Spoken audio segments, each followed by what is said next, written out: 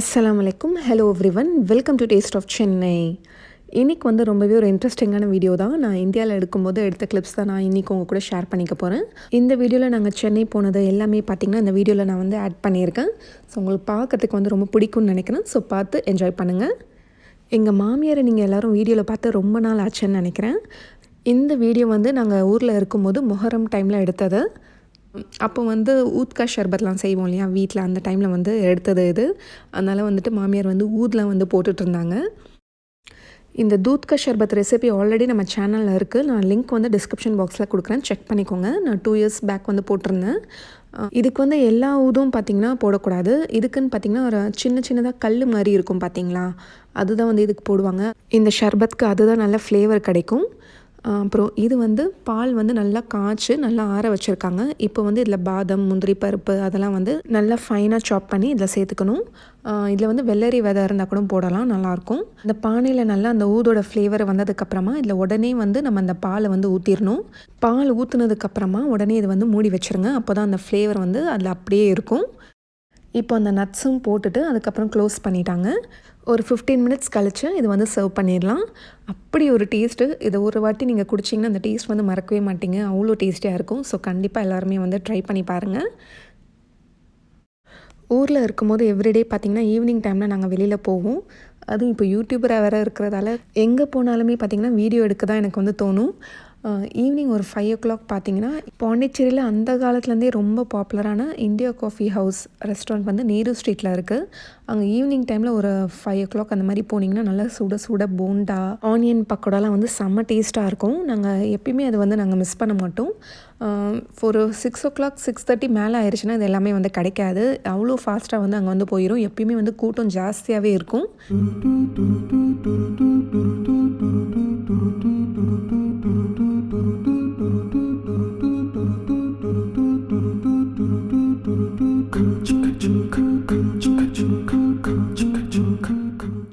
இப்போ வந்து நாங்கள் எங்கே போயிட்டுருக்கோன்னா, நான் சென்னை போன அன்றைக்கி வந்து எடுத்த விலாக் தான் இது. நாங்கள் சென்னை போன அன்றைக்கி பார்த்திங்கன்னா அன்றைக்கி வந்து ஃப்ரைடே மார்னிங் 11:30 அந்த மாதிரி தான் கிளம்பணும். அன்றைக்கி ஜும்மான்றதால போகிற வழியில் எங்கேயாச்சும் வந்து ஸ்டாப் பண்ணி தொழுதுக்கலாம் அப்படின்னு சொல்லிட்டு அந்த மாதிரி தான் பிளான் இருந்துச்சு. வண்டி வந்து பாண்டிச்சேரி டு சென்னை போகிற வழியில் மரக்காணம் வரும் இல்லையா, அங்கே வந்து ஒரு மாஸ்க் இருந்துச்சு. அங்கே ஸ்டாப் பண்ணி தொழுதுட்டு அதுக்கப்புறம் திரும்ப வந்து கிளம்பிட்டோம்.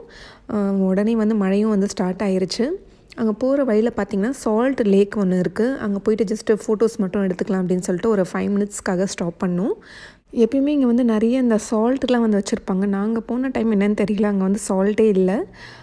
பார்க்குறதுக்கு வந்து அழகாக இருக்கும் அந்த ஃபோட்டோஸ்லாம் எடுக்கிறதுக்கு. அன்றைக்கி கிளைமேட் பார்த்திங்கன்னா கொஞ்சம் நேரம் வெயில் அடிக்குது, கொஞ்சம் நேரம் மழை பெய்யுது. கொஞ்சம் தூரம் போனால் வந்து மழை ஸ்டார்ட் ஆயிடுது, அந்த மாதிரி தான் இருந்துச்சு. இப்போ வந்து நாங்கள் சென்னை ரீச் ஆகிட்டோம். இந்த ஏரியாவில் வந்து நிறைய செலிப்ரிட்டியோட வீடுலாம் இருக்குது. ஜஸ்ட் இந்த ஏரியாவில் வந்து ஒரு ரவுண்டு போயிருந்தோம். அது பார்க்குறதுக்கே பார்த்திங்கன்னா ரொம்ப இன்ட்ரெஸ்டிங்காக இருந்துச்சு. ஹஸ்பண்ட் வந்து சொல்லிகிட்டே வந்தாங்க. அதெல்லாம் பார்த்து முடிச்சுட்டு அதுக்கப்புறம் இங்கே லன்ச் வந்து ரொம்பவே டைம் ஆயிடுச்சு. நாங்கள் சென்னை ரீச் ஆகிறதுக்கு ஒரு 2:33 மேலே ஆயிடுச்சுன்னு நினைக்கிறேன்.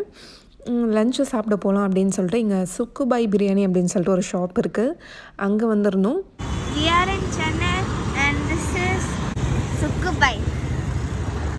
எங்கள் ஹஸ்பண்ட் படித்த ஸ்கூலில் வந்து இந்த ஏரியாவில் தான் இருக்குது, அதனால் இங்கே தான் வரணும் அப்படின்னு சொல்லிட்டு இருந்தாங்க. அதுக்கப்புறம் எங்கேயாச்சும் இன்னும் தூரமாக போனால் சாப்பாடும் வந்து கிடைக்காத டைம் ஆயிடுச்சு அப்படின்னு சொல்லிட்டு இங்கே வந்து சாப்பிட்டுக்கலாம் அப்படின்னு சொல்லிட்டு நல்ல பெரிய ரெஸ்டாரண்ட்டாக தான் இருந்துச்சு. பாண்டிச்சேரியில் தான் வந்து நல்ல பிரியாணி கிடைக்கிறது ரொம்ப கஷ்டமாக இருக்குது. அட்லீஸ்ட் சென்னையிலையாச்சும் நல்ல பிரியாணி வந்து சாப்பிட்லாம் அப்படின்னு சொல்லிட்டு ஒரு ஆசையாக தான் நாங்கள் வந்து போனோம். அப்புறம் மட்டன் பிரியாணி, அதுக்கப்புறம் ஹஸ்பண்ட் வந்து நண்டு சூப்போட வந்து ஆரம்பித்தாங்க. நண்டு ரசம் நினைக்கிறேன், நல்ல காரசாரமாக நல்லா இருந்துச்சு. பரோட்டா வந்து சான்ஸே இல்லை, கேரளா பரோட்டா மாதிரி நல்லா சாஃப்டாக ரொம்ப நல்லா இருந்துச்சு. அது கூட வந்து சிக்கன் கிரேவி சொன்னோன்னு நினைக்கிறேன். அதுக்கப்புறம் வந்து அப்புறம் இது வந்து அல்ஃபஹம் சிக்கன், இதுவும் நல்லா தான் இருந்துச்சு. அதுக்கப்புறம் வந்து மட்டன் பிரியாணி வந்து சொல்லியிருந்தோம். அது வந்து கொஞ்சம் ஸ்பைஸியாக ஓரளவுக்கு ஆவரேஜாக இருந்துச்சு. இங்கே வந்து பீஃப் பிரியாணி தான் வந்து ரொம்ப ஸ்பெஷலாக, அது வாங்கிக்கோங்க அப்படின்னு சொன்னாங்க. இல்லை மட்டன் பிரியாணியே போதும் அப்படின்னு சொல்லிட்டு அதை சாப்பிட்டுட்டு அதுக்கப்புறம் ப்ரெட் ஹல்வா வந்து சாப்பிட்டோம். ஃபுட்டு டேஸ்ட் வந்து ஆவரேஜாக தான் இருக்குது. பட் கொஞ்சம் எக்ஸ்பென்சிவாக இருந்த மாதிரி எனக்கு ஃபீல் ஆச்சு. நல்லா சாப்பிட்டுட்டு அதுக்கப்புறம் நாங்கள் எங்கே போனோன்னா, எங்கள் ஹஸ்பண்டும் எங்கள் நாத்தனாரும் பார்த்திங்கன்னா அவங்க படித்த ஸ்கூல் வந்து பார்க்கணுன்னு சொல்லிட்டு ஒரே அடம் பிடிச்சிட்டு இருந்தாங்க. அதுக்கு மேலே சுஹேரம் பார்த்திங்கன்னா அவங்க அப்பா படித்த ஸ்கூல் வந்து பார்க்கணும் அப்படின்னு சொல்லிட்டு ரொம்பவே ஆசைப்பட்டுட்டு இருந்தான். சரின்னு சொல்லிட்டு இது வந்து சென்ட் டாமினிக் ஸ்கூல், எங்கள் நாத்தனார் படித்த ஸ்கூல் இது. ஹஸ்பண்ட் 5th ஸ்டாண்டர்ட் வரைக்கும் மீடியம் நர்சரி ஸ்கூலில் தான் படித்தாங்க. அதுக்கப்புறம் 5th ஸ்டாண்டர்டுக்கு அப்புறம் வந்து மவுண்ட் கிறிஸ்டியன் ஸ்கூலில் படித்தாங்க. இந்த ஸ்கூலில் படித்தவங்க யாராச்சும் இருந்தீங்கன்னா கண்டிப்பாக வந்து கமெண்ட் பண்ணுங்கள். ஆரிஸ் இந்த மாதிரி இருக்கும்போது தான் நான் இந்த ஸ்கூலில் படித்தேன். Like when you were like this I was studying grade 1 grade 2. Then why can't I go in this school? No man, it's not allowed.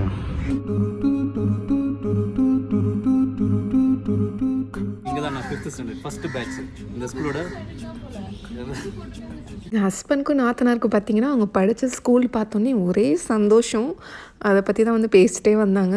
அதுக்கப்புறம் நாங்கள் விஆர் மால் போகலாம் அப்படின்னு சொல்லிட்டு போயிட்டுருந்தோம். ரொம்ப டிராஃபிக்காக இருந்துச்சு. போய் சேர்கிறதுக்கே பார்த்திங்கன்னா ஒரு 7 o'clock மேலே ஆயிடுச்சு. சென்னையில் இருக்க மோஸ்ட்லி எல்லா மால்ஸும் வந்து விசிட் பண்ணியிருக்கேன். இந்த மால் மட்டும்தான் நான் வந்து மிஸ் பண்ணிட்டேன். அது ஃபைனலி இன்றைக்கி பார்த்தாச்சு. இந்த மால் என்டர் ஆனதும் பார்த்திங்கன்னா எனக்கு என்ன ஃபீலிங் ஃபஸ்ட்டு வந்துச்சுன்னு பார்த்திங்கன்னா, நம்ம என்ன அபுதாபிக்குள்ளே வந்துட்டோம் அப்படின்னு சொல்லிட்டு அந்த மாதிரி தான் ஒரு ஃபீல் வந்து எனக்கு கொடுத்துச்சு. ஏன்னா நிறைய மால்ஸ்க்கு போயிருக்கேன். பட் இது வந்து சேம் அபுதாபியில் இருக்க மாதிரியே பார்த்திங்கன்னா மால் வந்து அந்த மாதிரி தான் இருந்துச்சு எனக்கு. ஏன்னா ஷாப்ஸ் எல்லாமே இந்த பிராண்ட் எல்லாமே பார்த்திங்கன்னா சேமாக இருந்துச்சு.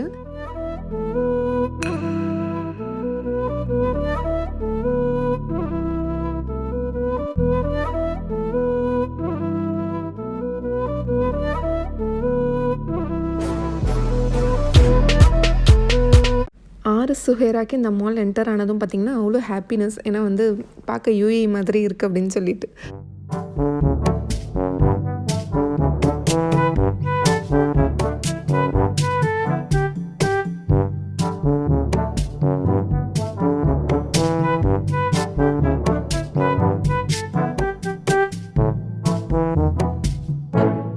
ஆக்சுவலி இங்கே வீடியோ எடுக்கும்போது கொஞ்சம் பயந்து தான் நான் எடுத்தேன். ஏன்னா இங்கே வீடியோ எடுக்கலாமா அலோடா எதுவுமே எனக்கு தெரியல.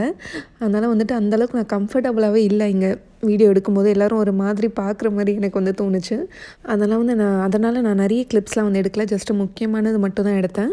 சென்னையில் நம்மளுக்கு நிறைய சப்ஸ்கிரைபர்ஸ் இருக்காங்க. ஸோ எல்லோரையும் வந்து மீட் பண்ணணும்னு சொல்லிட்டு ஆசை தான். கடைசியில் வந்து இன்ஃபார்ம் பண்ண முடியல. ஏன்னா இது பிளான் இல்லாமல் நாங்கள் டக்குன்னு போனதால்.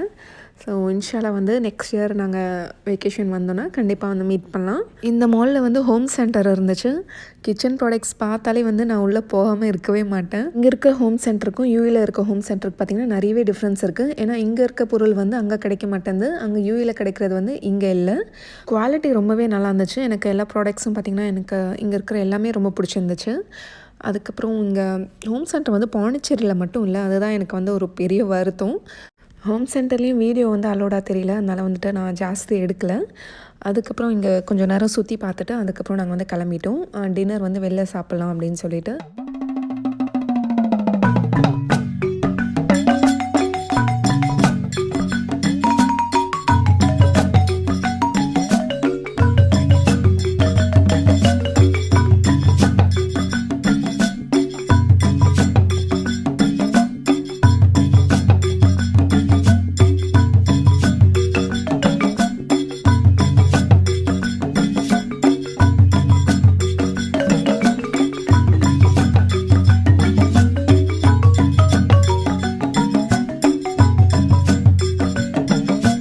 இந்த பிளேஸ்லேருந்து நான் நிறைய டிக்டாக் வீடியோஸ் அதெல்லாம் பார்த்துருக்கேன். ஸோ நம்மளும் வந்து இங்கே ஸ்டாப் பண்ணி ஃபோட்டோ வீடியோலாம் எடுத்துக்கணும் அப்படின்னு சொல்லிட்டு இங்கே ஸ்டாப் பண்ணிட்டோம். இது வந்து மெரினா பீச்சில் எடுத்தது. நைட் வந்து ஒரு 12 o'clock இருக்கும்னு நினைக்கிறேன். 12:30 இருக்கும். அந்த டைம்லேயும் பாருங்கள் எவ்வளோ கூட்டம். நிறைய பேர் வந்து ஃபோட்டோ அதெல்லாம் வந்து எடுத்துகிட்டு இருந்தாங்க. இந்த பிளேஸ்லேயும் பார்த்திங்கன்னா மார்னிங் டைமில் வந்து எடுத்துருந்தோன்னா இன்னுமே கொஞ்சம் நல்லா வந்திருக்கும்னு நினைக்கிறேன் ஃபோட்டோ வீடியோ எல்லாமே. பட் ஓகே, நைட் டைம் வந்ததால் வந்து நைட்டில் எடுத்தாச்சு. எங்களுக்கு வந்து மார்னிங்லேருந்து வெளியில் சுற்றி பார்த்திங்கன்னா பயங்கரமாக டயர்டாயிருச்சு. இருந்துமே இங்கே ஃபோட்டோ எடுக்கணும் அப்படின்னு சொல்லிட்டு நாங்கள் வந்திருந்தோம். கைஸ் நைட் வந்து மரினா பீச்சில் வந்து ஒரு வாக் போயிட்டுருக்குறோம். இப்போது நைட்டு சாப்பிட்டு முடிச்சுட்டு மரினாவில் வாக் போகலான்னாங்க. சரி ஓகே. இப்போ பார்த்திங்கன்னா நம்ம சென்னை. இன்ஷால்லா நெக்ஸ்ட் இயர் வெக்கேஷன் வரும்போது சென்னை நிறைய எக்ஸ்ப்ளோர் பண்ணணும் அப்படின்னு சொல்லிட்டு நினச்சிட்ருக்கேன்.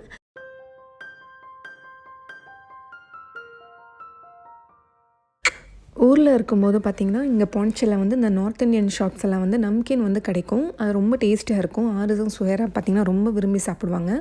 அது வந்து நான் இன்றைக்கி வீட்டிலே வந்து ட்ரை பண்ணலான்ட்டு இருக்கேன். இது வந்து நீங்கள் டீ டைம் ஸ்நாக்ஸ் மாதிரி சாப்பிட்லாம். மைதா மாவு ஒரு 1.5 கப் அளவுக்கு எடுத்திருக்கேன். அதாவது 250 கிராம்ஸ் அளவுக்கு இருக்குது.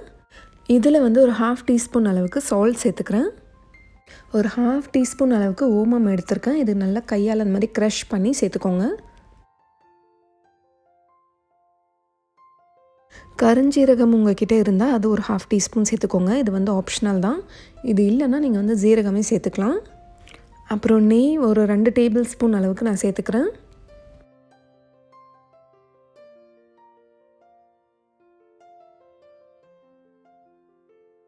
கீக்கு பதிலாக நீங்கள் 2 டேபிள் ஸ்பூன் ஆயில் கூட நீங்கள் வந்து சேர்த்துக்கலாம்.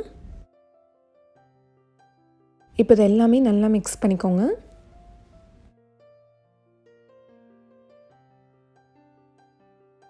இந்த கீயோட மாவு நல்லா மிக்ஸ் ஆனதுக்கப்புறமா இப்போ நீங்கள் இதை பிடிச்சி பார்த்தீங்கன்னா இந்த மாதிரி இருக்கணும்.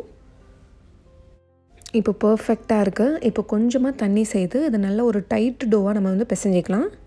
1.5 கப் அளவுக்கு மாவுக்கு நான் ஒரு 1/2 கப்போட கொஞ்சம் கம்மியாக தான் வந்து நான் தண்ணி சேர்த்துருக்கேன்.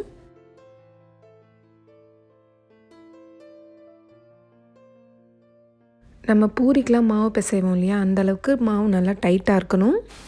இப்போ இதை மூடி வச்சுருங்க. ஒரு 20 மினிட்ஸ்க்கு மாவு நல்லா ஊறட்டும்.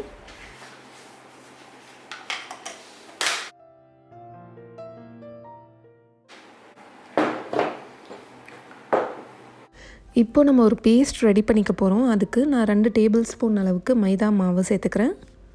இது கூட 2 டேபிள் ஸ்பூன் அளவுக்கு கீ சேர்த்துக்கிறேன்.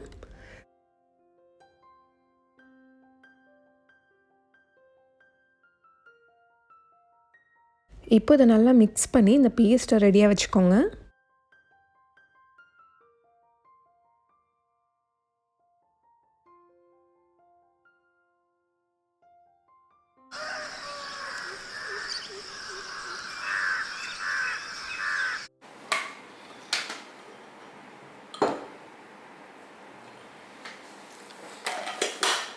இப்போ இந்த மாவை நல்லா கொஞ்சம் சாஃப்ட் டோவாக பிசைஞ்சிக்கோங்க.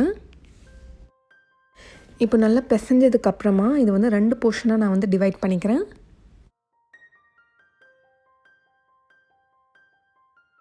டிவைட் பண்ணதுக்கப்புறமா இப்போது வந்து இது நல்லா நம்ம வந்து ரோல் பண்ணிக்கலாம். நல்லா தின் ஷீட்டாக வந்து ரோல் பண்ணணும்.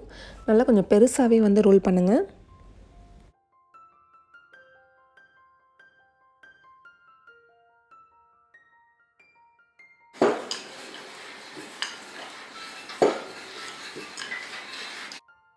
எவ்வளோ மெலிசாக இருக்குது பாருங்கள். இந்தளவுக்கு ரோல் பண்ணணும்.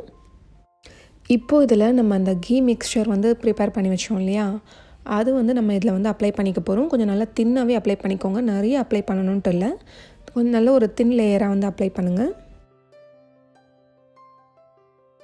ப்ரஷ் யூஸ் பண்ணி நல்லா ஈவனாக ஸ்ப்ரெட் பண்ணிக்கிறேன்.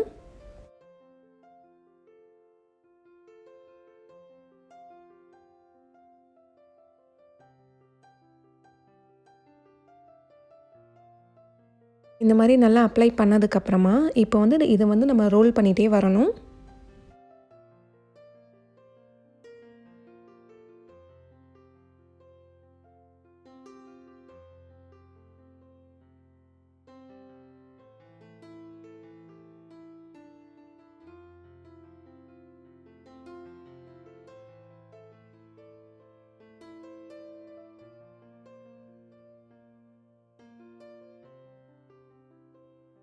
இந்த மாதிரி நல்லா ரோல் பண்ணி விடுங்க. அப்போ தான் எல்லா லேயர்ஸும் ஒன்றோடு ஒன்று நல்லா ஸ்டிக் ஆகும்.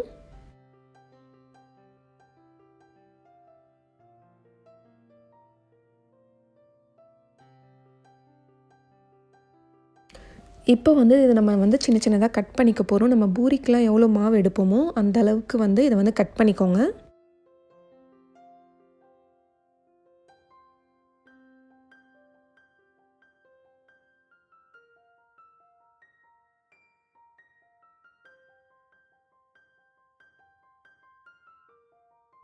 இப்போ பாருங்கள், இதில் எவ்வளோ லேஸ் தெரியுது. இப்போ நம்ம இதை என்ன பண்ண போகிறோன்னா, இந்த மாதிரி வச்சு நம்ம வந்து ப்ரெஸ் பண்ணிக்கலாம்.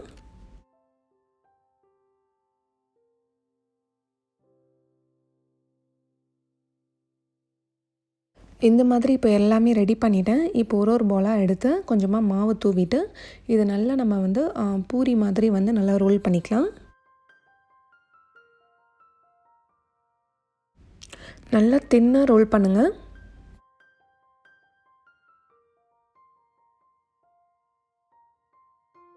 இப்போ இதில் நம்ம அந்த கீ மிக்ஸ்சர் இருக்கு இல்லையா, அது வந்து அப்ளை பண்ணணும். தின் லேயராகவே அப்ளை பண்ணிக்கோங்க.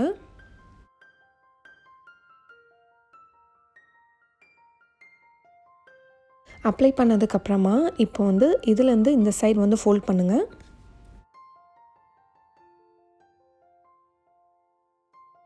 இப்போது இந்த சைட்லேயும் கொஞ்சமாக நம்ம வந்து கீ அப்ளை பண்ணிக்கலாம். கீ இல்லைன்னா ஆயில், கீ தான் அப்ளை பண்ணணுன்ட்டு இல்லை, நீங்கள் வந்து ஆயில் கூட யூஸ் பண்ணிக்கலாம்.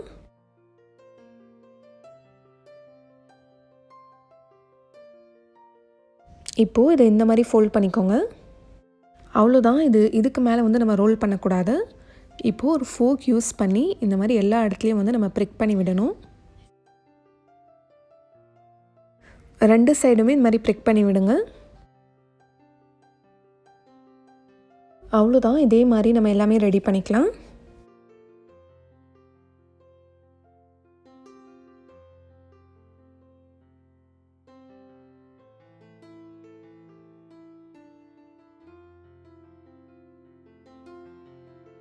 இப்போ இதை நம்ம வந்து ஃப்ரை பண்ண போகிறோம். ஆயில் வந்து ரொம்ப ஹீட்டாக இருக்கக்கூடாது, லைட்டாக தான் வந்து சூடாக இருக்கணும். ரொம்ப ஹீட்டாக இருந்துச்சுன்னா வெளியில் மட்டும் வெந்துடும், உள்ளே வந்து வேகாது. பெரிய கடாயாக இருந்தால் நிறைய பீசஸ் போட்டு ஃப்ரை பண்ணிக்கலாம். நான் சின்ன கடாயாக இருக்கிறதால 2 பீஸாக நான் வந்து ஃப்ரை பண்ணிக்கிறேன். கொஞ்ச நேரம் ஃப்ரை ஆனதுக்கப்புறமா நல்லா அந்த மாதிரி உப்பி அந்த லேயர்ஸ்லாம் பார்த்திங்கன்னா நல்லா பிரிஞ்சு வரும்.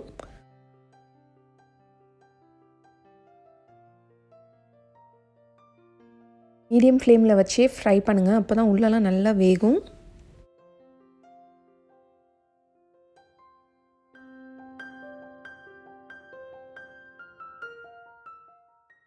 இப்போ ஓரளவுக்கு நல்லா கோல்டன் கலர் வந்திருக்கு. இன்னும் கொஞ்சம் லைட்டாக வந்து கலர் வரணும்.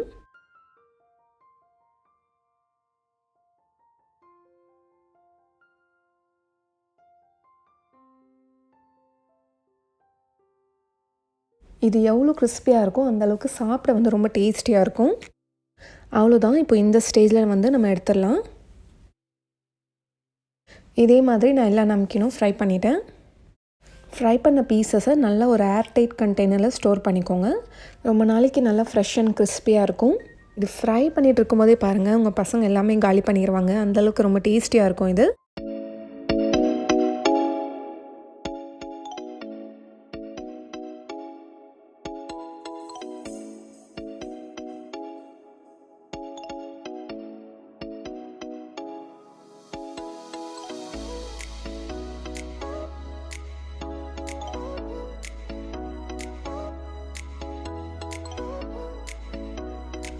பாருங்கள் எவ்வளோ லேஸோட எவ்வளோ சூப்பராக வந்திருக்கு நம்மளோட கஸ்டா நமக்கீன். நல்ல கிறிஸ்பியாகவும் இருக்குது. கண்டிப்பாக அந்த ரெசிபியை ட்ரை பண்ணி பாருங்கள். இப்போ இந்த மழை டைமில் நம்ம டீ டைம் ஸ்நாக்ஸ்க்காக இதை செஞ்சோன்னா சாப்பிட்றதுக்கு செமையாக இருக்கும். இப்போ இது எவ்வளோ கிறிஸ்பியாக இருக்குதுன்னு சொல்லிட்டு நான் உடச்சி காட்டுறேன்.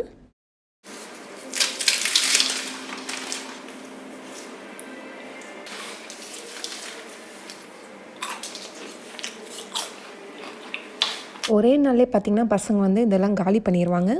ஸோ கண்டிப்பாக இந்த ரெசிபியை வந்து ட்ரை பண்ணி பாருங்கள். ட்ரை பண்ணிங்கன்னா மறக்காமல் பிக்சர்ஸை எங்களோட இன்ஸ்டாகிராம் ஐடி டேஸ்ட் ஆஃப் சென்னைக்கு சென்ட் பண்ணி வைங்க.